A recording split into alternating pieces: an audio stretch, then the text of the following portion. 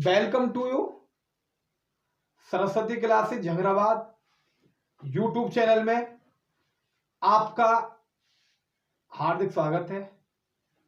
मैं योगेश राघव आज आपका टॉपिक चलेगा जीव विज्ञान में कोशिका, जो बहुत ज्यादा इंपॉर्टेंट टॉपिक है। आज हमको देखेंगे कि कोशिका किससे बनती है, क्या होती है और इसका क्या कार्य है। ठीक है, तो कोशिका के बारे में आज हम पढ़ते हैं। इंग्लिश में कहते हैं कोशिका को सेल। ठीक है, देखिए कोशिका जो होती है वो शरीर की सबसे छोटी इकाई है। शरीर की सबसे छोटी इकाई है,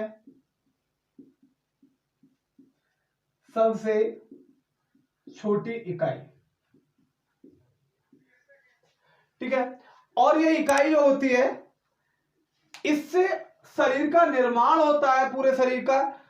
हमारे शरीर में लगभग 5 अरब कोशिकाएं होती हैं। ठीक है, कितनी होती है? 5 अरब कोशिकाएं। शरीर में एक एक कोशिकाओं से अलग काफी शरीर एक असंख्य कोशिकाओं में, अरबों में कोशिका होती है, उससे शरीर का निर्माण होता है। तो इसीलिए कहा गया है कि शरीर की सबसे छोटी इकाई। ठीक है, ये शरीर की सबसे छोटी इकाई है, तो इसीलिए इसको कोशिका कहते हैं हम। और इसकी जो खोज की है, इसकी खोज की है रॉबर्ट हुक ने। किसने इसकी खोज की है? रॉबर्ट हुक ने, और वो की है 1665 ईस्वी में। ठीक है, अब जो रॉबर्ट हुक है उन्होंने कोशिका खोज की है 1665 ईस्वी में की है। इस कोशिका का जो रॉबर्ट हुक ने वर्णन किया है, उनकी एक पुस्तक है माइक्रोग्राफिया। माइक्रोग्राफिया पुस्तक है। इन्होंने पूरी कोशिका का वर्णन माइक्रोग्राफिया पुस्तक में किया है।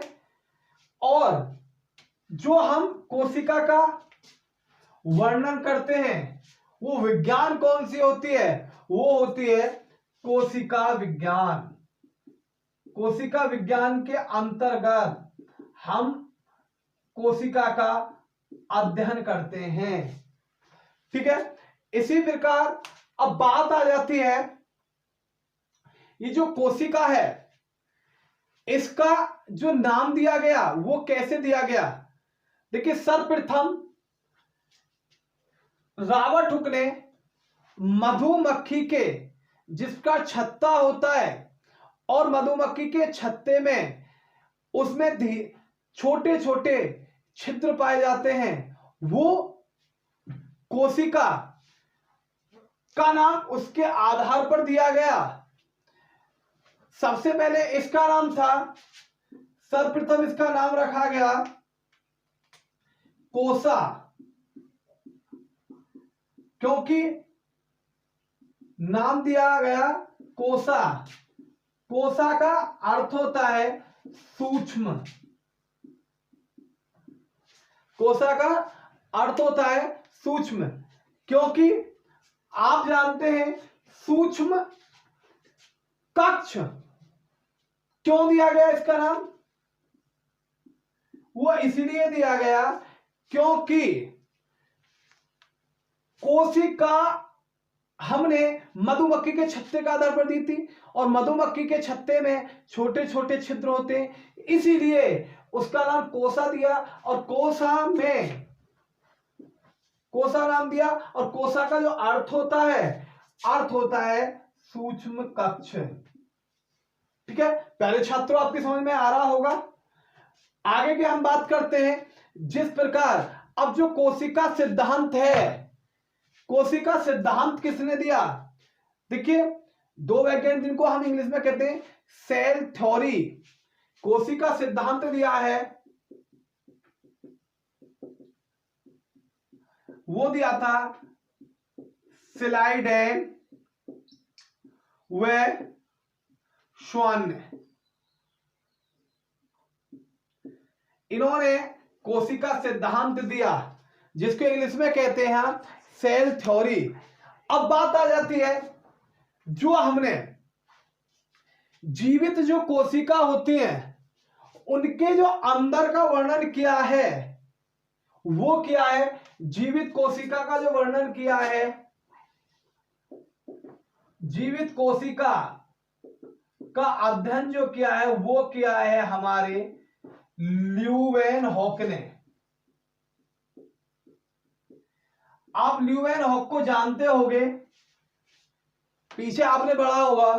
ल्यूवेनहॉक ने हमारे जीवाणु की खोज की है, ये जीवाणु के खोजकर्ता है ल्यूवेनहॉक। इन्होंने जो जीवित कोशिका उसके अंदर का जो सह गठन का अध्ययन किया है वो हमारा ल्यूवेनहॉक ने किया है।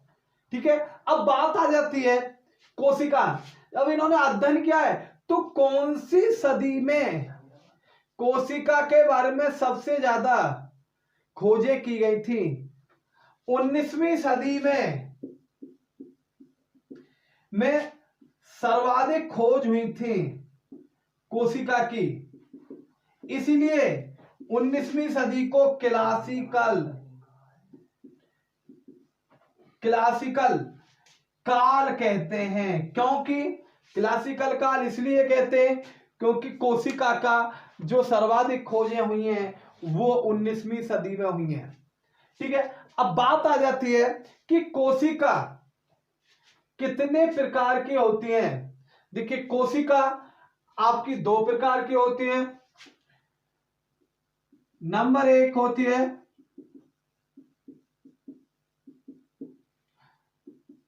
यूकेरियोटिक कोशिका। ठीक है, नंबर एक होती है यूकेरियोटिक कोशिका,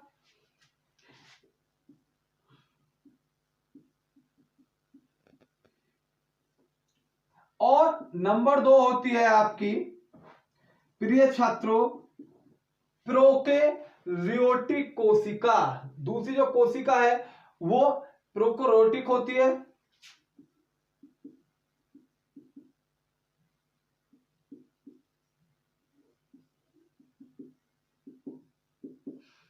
हम देखिए, हम ये कह सकते हैं दो प्रकार की कोशिका होते हैं, प्रोकैरियोटिक और यूकेरियोटिक। अब हमने इसको ऊपर नीचे लिख दिया, कोई बात नहीं है, लिख देते, होती दो प्रकार के, लेकिन हम इसको प्रोकैरियोटिक का मतलब है प्रारंभिक कोशिका होती है एक,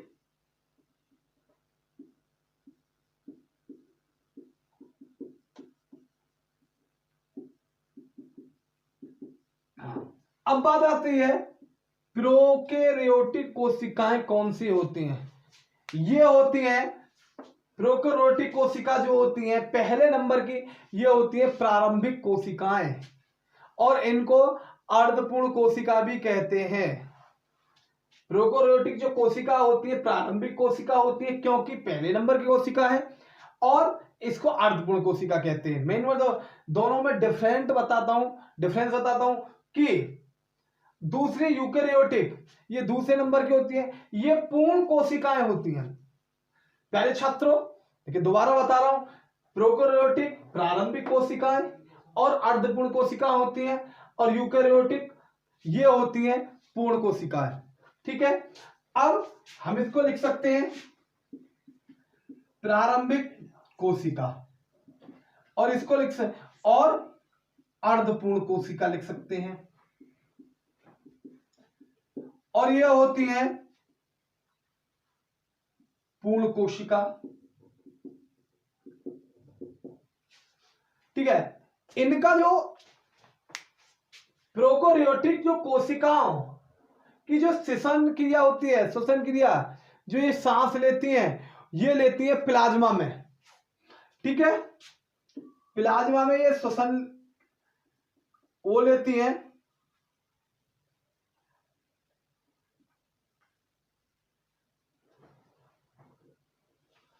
ये प्लाज्मा में लेती है। इनका जो कार्य होता है वो होता है प्लाज्मा में श्वसन क्रिया करती है, और ये जो श्वसन क्रिया करती है यूकेरियोटिक, देखिए हम दोनों में डिफरेंस देखते हैं।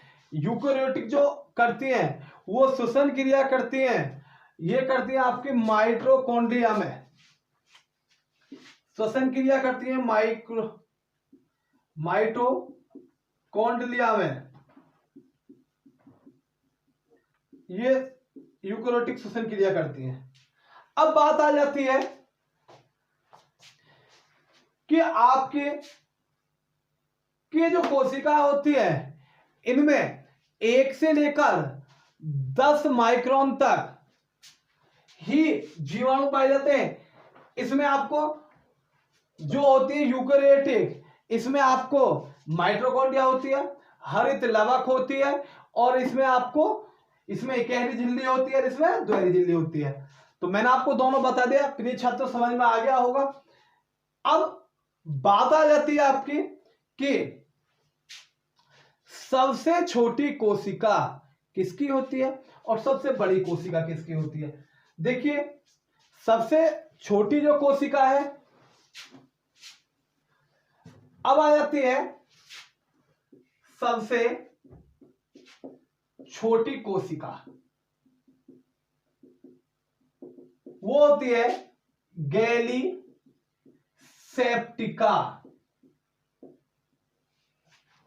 गैलीसेप्टिका, अब इसको गैलीसेप्टिका भी कह देते हैं, या दूसरा नाम इसका माइक्रोप्लाज्म गैलीसेप्टिका। गैलीसेप्टिका कहते हैं, तो दूसरा है इसका माइक्रोप्लाज्म गैलीसेप्टिका। इसका जो आकार होता है वो होता है 0.1 माइक्रोन की होती है। किसकी होती है? 0.1 माइक्रोन।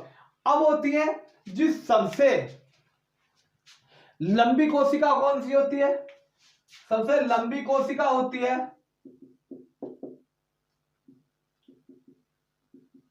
वो होती है तंत्रिका, तंत्र की। भाई अब बात आ जाती है सबसे लंबी कोशिका किसकी होती है? वो होती है तंत्रिका, तंत्र की। अब आ जाती है कि सबसे बड़ी कोशिका किसकी होती है?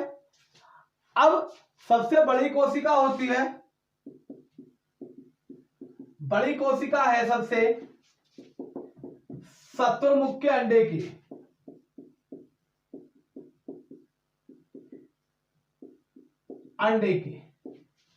शत्रुमुख के अंडे की जो होती है वो सबसे बड़ी कोशिका होती है। कितनी होती है?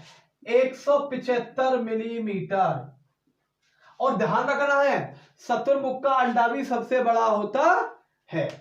अब बात आ जाती है आपकी कि अब हमने यहां पढ़ा था कि जो श्वसन क्रिया होती है यूकेरियोटिक कोशिका में वो माइटोकॉन्ड्रिया में होती है।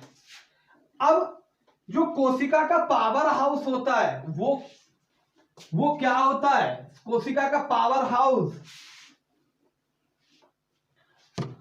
देखिए पावर हाउस क्या होता है जिसको हम शक्ति गृह कहते हैं।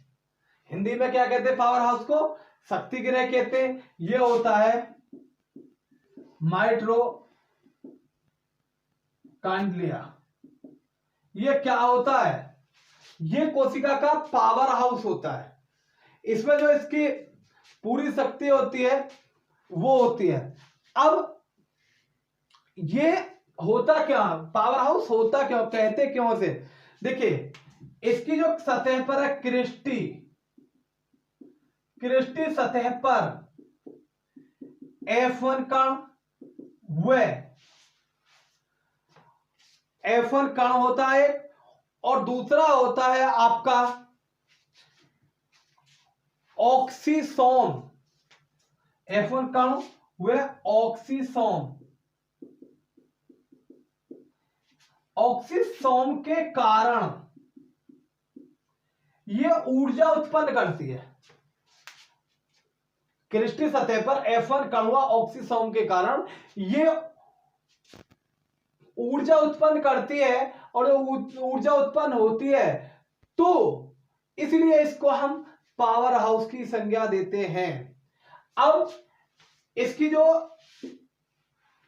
माइटोकॉन्ड्रिया की जो खोज की है वो खोज करता है इसके रिचर्ड अल्टमैन, और उसका जो नामकरण किया है माइटोकॉन्ड्रिया का वो किसने किया है? बायोप्लास्ट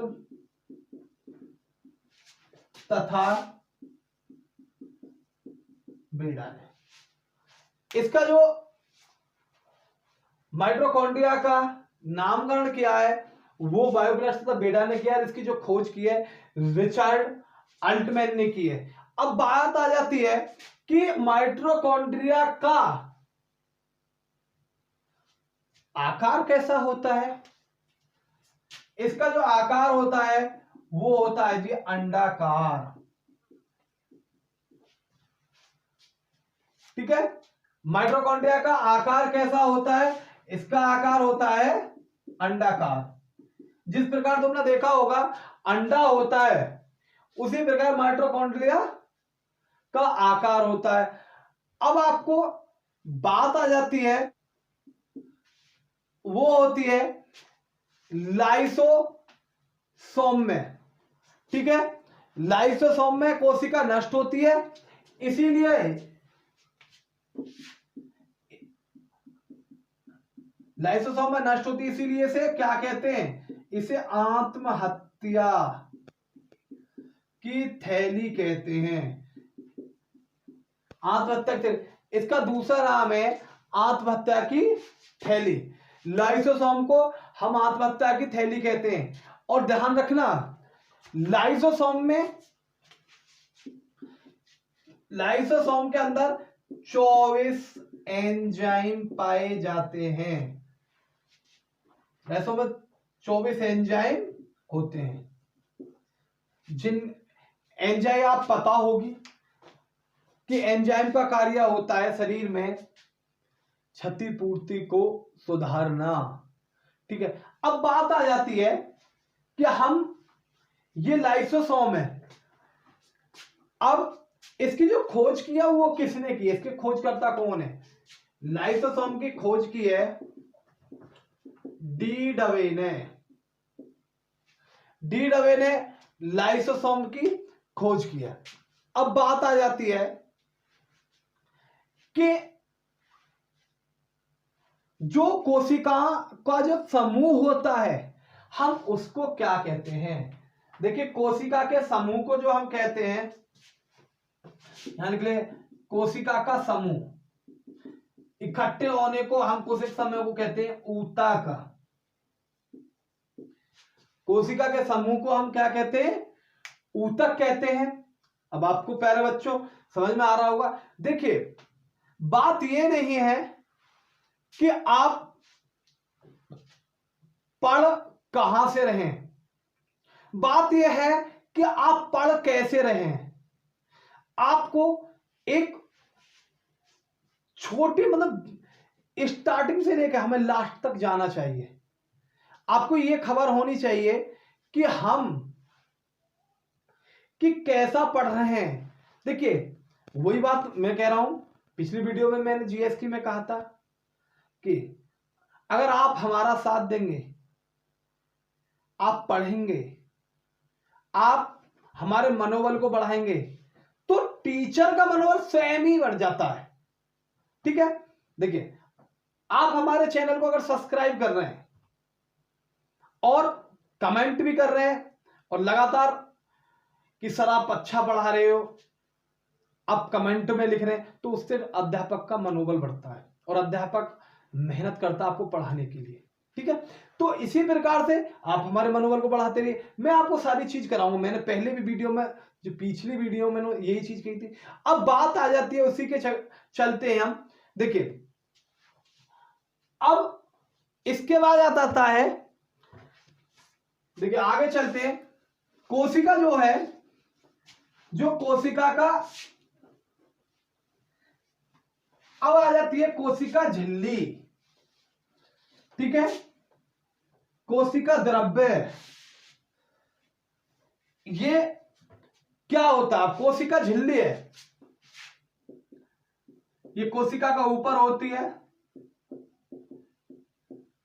कोशिका झिल्ली किसकी बनी होती है, बात आ जाए, क्योंकि कोशिका होती है, मानो ये कोशिका है, अब कोशिका का इस प्रकार से होगा, तो ये यहां झिल्ली होती है, वो किसकी बनी होती है, तो कोशिका जो झिल्ली है वो किसकी बनी होती है, देखिए वो बनी होती है लिपिड व प्रोटीन की।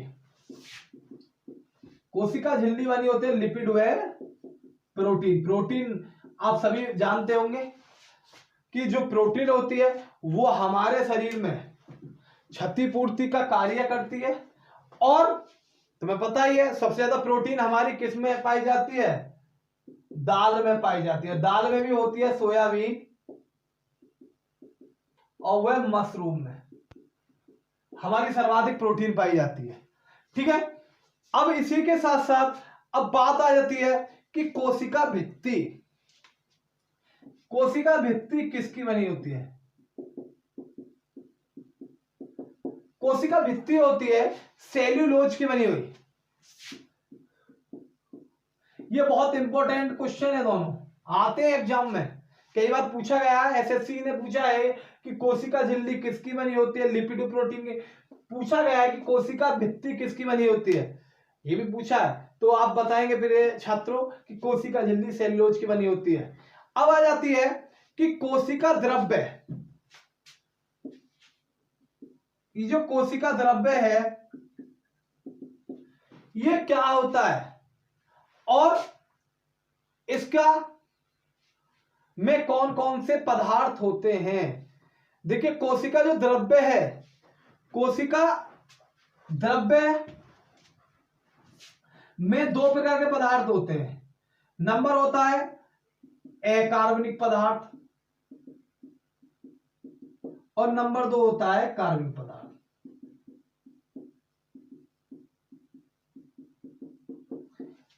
अकार्बनिक पदार्थ में कौन कौन से पदार्थ आते हैं, देखिए हम जो अकार्बनिक पदार्थ होते हैं उसमें जो आते हैं आपके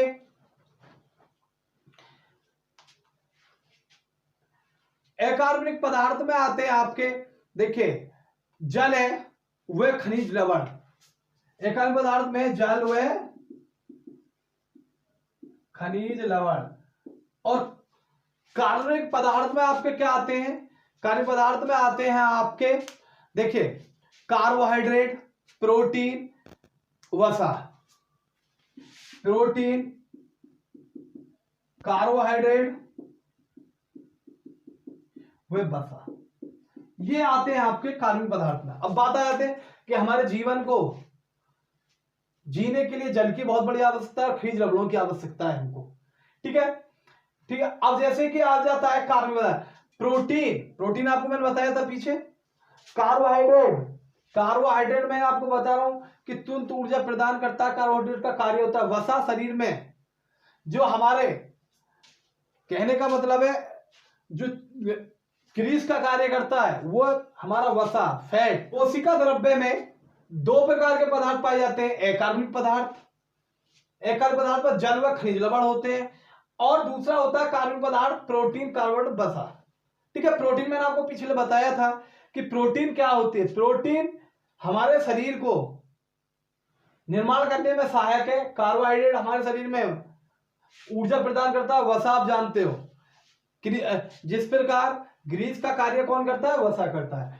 अब बात आ जाती है कि कोशिका का रसोई घर, कोशिका का रसोई घर कौन सा होता है,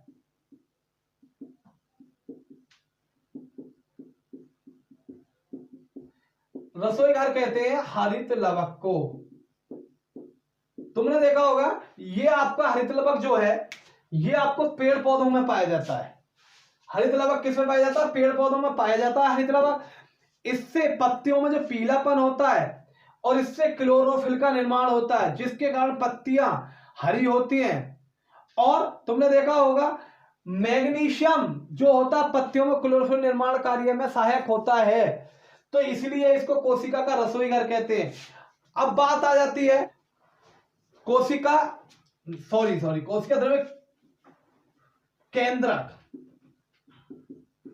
केंद्रक जो होता है केंद्रक प्रत्येक कोशिकाओं में होता है, ये मध्य में होता है। इसकी जो खोज की है वो रॉबर्ट ब्राउन ने की है। अब इसी के साथ साथ कोशिका जो केंद्रक में आरएनए व डीएनए पाया जाता है, आरएनए और डीएनए पाया जाता है। आरएनए को आपको पता होगा कि आरएनए क्या होता है।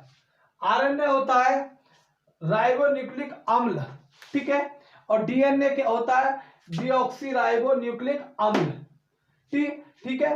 आरएनए की खोज की है रॉबर्ट हॉली, रॉबर्ट बेसो ने इसकी खोज की है, और डीएनए की जो खोज की है ये की है वाटसन और क्रिक ने। इसकी जो खोज करता है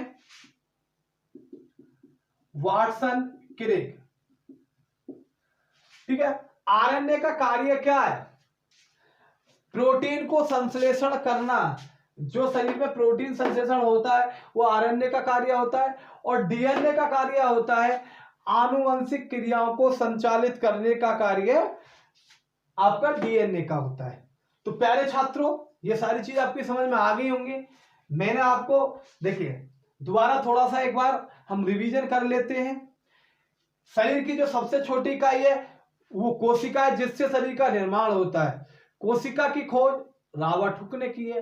कोशिका का अध्ययन जो किया जाता है वो कोशिका विज्ञान में किया जाता है, और जो रॉबर्ट हुक थे उन्होंने सबसे अधिक जो कोशिका का अध्ययन किया है वो अपनी माइक्रोग्राफी पुस्तक में किया। कोशिका का नाम कोसा सर्वप्रथम रखा गया मधुमक्खी के छत्ते के आधार पर, ठीक है। और कोसा का जो अर्थ होता है वो होता है सूक्ष्म कक्ष। अब आ जाती है सर्वाधिक जो खोजें हुई हैं वो 19वीं सदी में हुई हैं कोशिका के बारे में, इसलिए इसे क्लासिकल काल कहते हैं।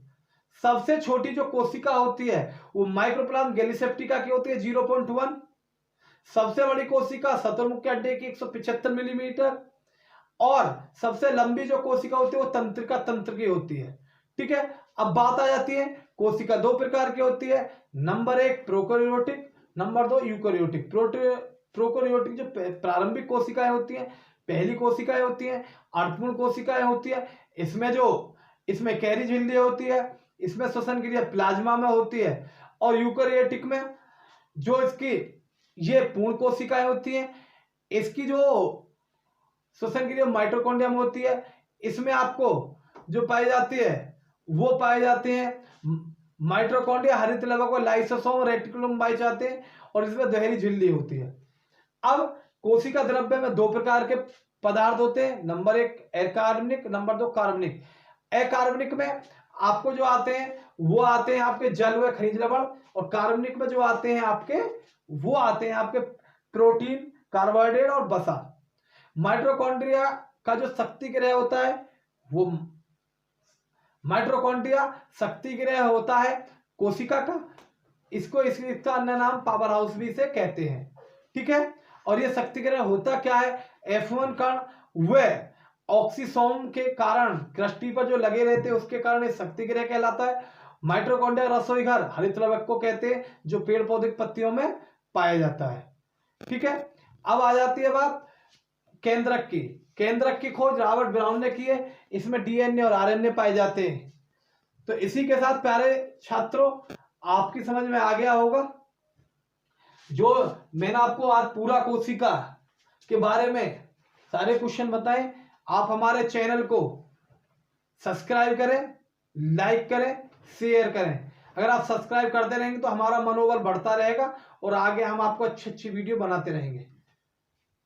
आज इसी के मैं आपको धन्यवाद करता हूं, और घर में रहें, कोरोना से बचे रहें और सेफ रहें। जय हिंद।